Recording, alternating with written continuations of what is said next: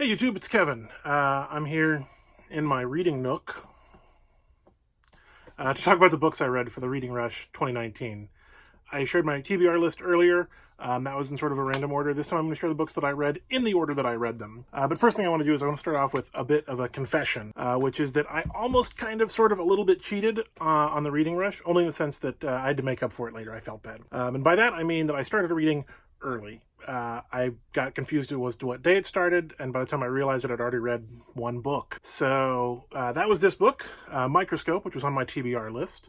It was a relatively short book. You can see it's kind of thin, but it was a book. It's an RPG book. It's a fictional or a fractional role-playing game of epic histories by Ben Robbins. Really enjoyed it. It was an interesting book to read. I do like to read RPG books for fun. I get them to the table when I can. I play D&D mostly. This one in particular is a RPG about creating a sort of grand history rather than creating individual scenes or sort of a complete, concise storyline. You're telling this big, grand narrative, and you sort of zoom into these different moments. It's a one-shot. You play it over a single session, no prep, which is always fun for an RPG. No game master, which I also really like in my RPGs. What's unique about this one is a sort of weird balance between complete free-form expression. You're able to, in the big scenes when you're making the big moments of history, you can do whatever you want. There's almost zero limits on it, which is kind of exciting and big and bold. But when you zoom down to this individual scene level, when you actually role play different scenes out, it gets actually kind of complex and tricky. There's rules about okay, what characters you're going to play, and how do you decide that, and who's going to play what, and how do you challenge somebody, and it sort of shrinks down the game to these very small scenes, but it also expands the rules and makes them much more complicated, which I feel like would be a little bit weird to get to the table. It very much feels geared to somebody who's not played an RPG before, and sort of this is how RPGs work, and this is how they work when you don't have a game master. Stuff that I've done a lot of already, so it felt a little basic, especially since it was codified into the rules in a way that you don't see in a lot of RPGs. I'd certainly like to get it to the table. Maybe I will one day. The challenge for this book was originally read it in one location, which I did. I read it on the porch in front of my apartment, and it was also this author's first book. So it's actually two challenges in one, but it was also cheating. So does it count? I don't know. Don't worry about it too much. On the actual first day of the challenge, I read Blackfish City by Sam J. Miller.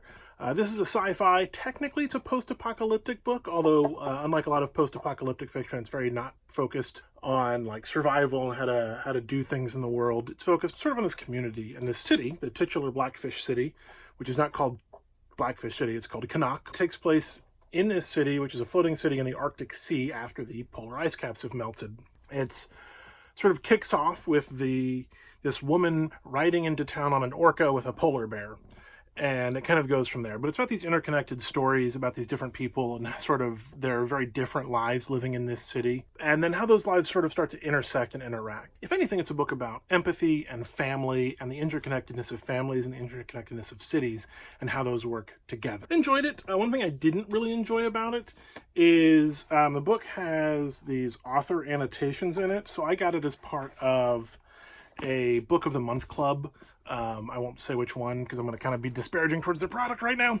But it was a Book of the Month club, and I was like, oh, cool, you get these author annotations inside the book. And they're all very basic annotations as far as author notes are going to go. And they're literally on the page. They're these sticky notes interspaced in the middle of the text, and I found it distracting more than anything else.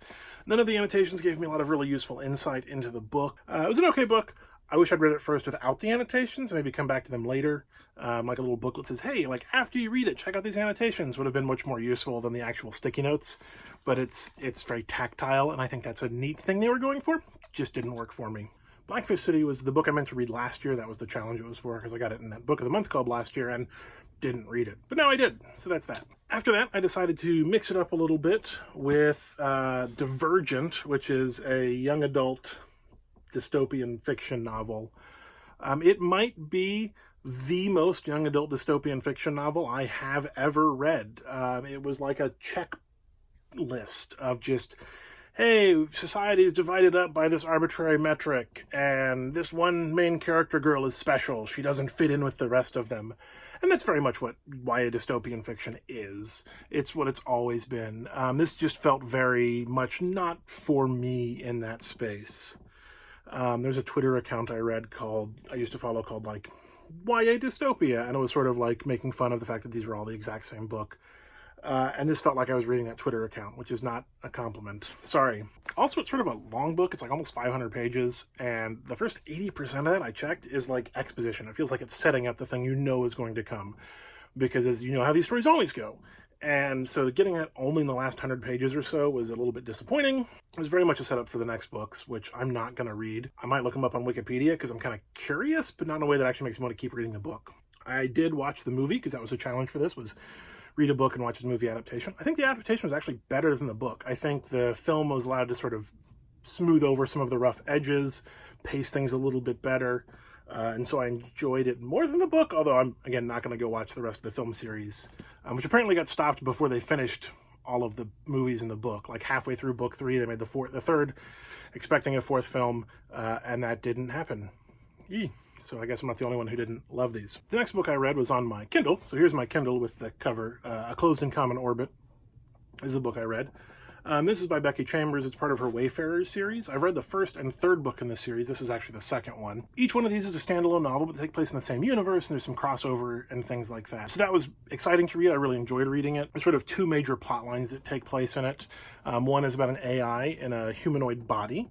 That's the challenge, was read a book with a non-human main character, and I got that. And the other plot line is about sort of her friend, but it's about her childhood. So these sort of 2 parallel lines that take place roughly 20 years apart. I enjoyed it. The Wayfarer series is much more about character and place than it is about like strong, heavy plot lines. That's true for the other 2 books in the series.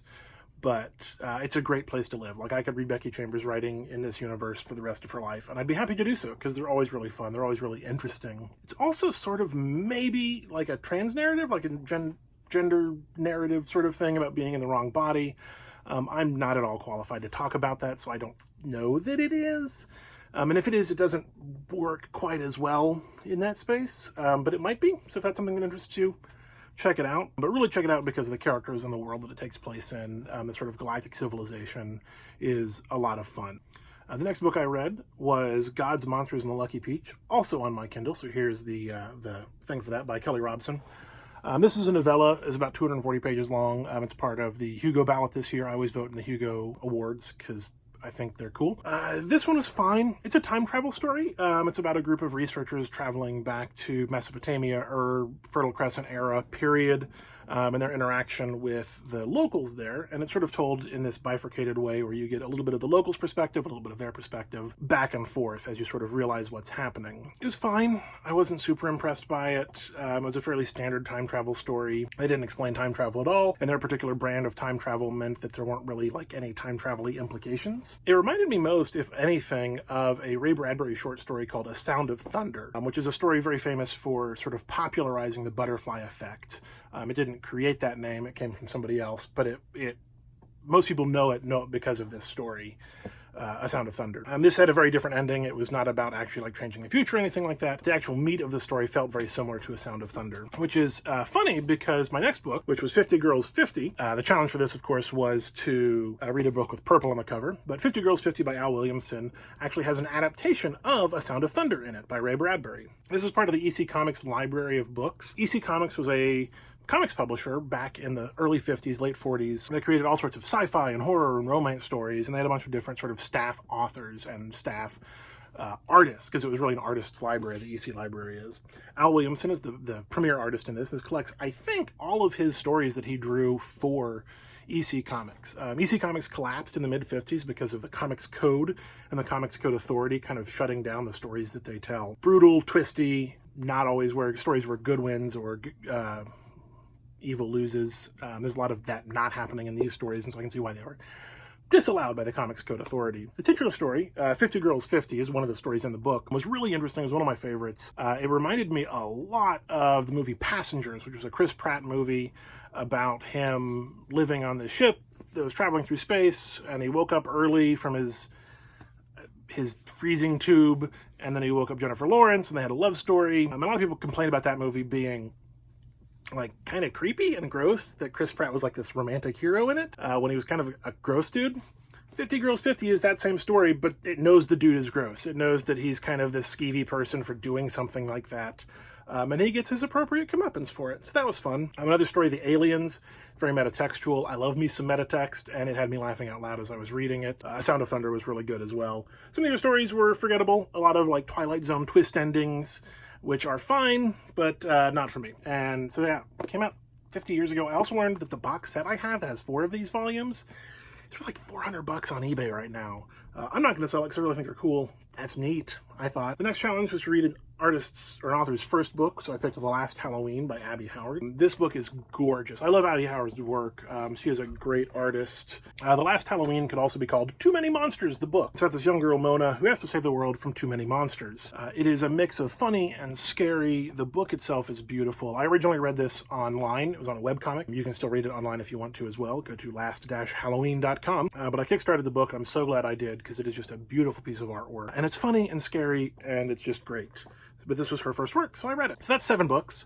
I read 7 books, but I cheated because I read one early, and I felt bad about it, so I read one more book. And that book was An Absolutely Remarkable Thing by Hank Green. I picked this up at the library. It was just on a shelf, and I'm like, yeah, sure, I'll read that. I know who Hank Green is. I've read or watched some stuff by the Vlogbrothers. But this is a really good book. It was sold to me on sort of a sci-fi premise, and it is a science fiction book, although it's really much more about fame and popularity in the modern era and Twitter and YouTube and all that sort of stuff. Very much informed by Hank Green's experience with that, I suspect. It's funny because it almost reads like a roman à clef or a novel with a key if you don't speak French, because I certainly don't. And then you're like, oh, like I wonder if this all happened to Hank. Obviously it didn't, because it's science fiction. There's aliens and things. There's clearly no one-to-one relocations to things, but it's very clearly informed by all of his work. I loved it. I was really impressed by it. I went in expecting a sci-fi story. I kind of got that, but much more it's a story about people, which some of the best sci-fi out there really is. So I went ahead and read 8 books. This is Hank Green's first novel, so it counts for that. I read it in all in one place, so it counts for that. The challenges get all mixed up. I read 8 books this week. It was a lot of fun. Go read some more.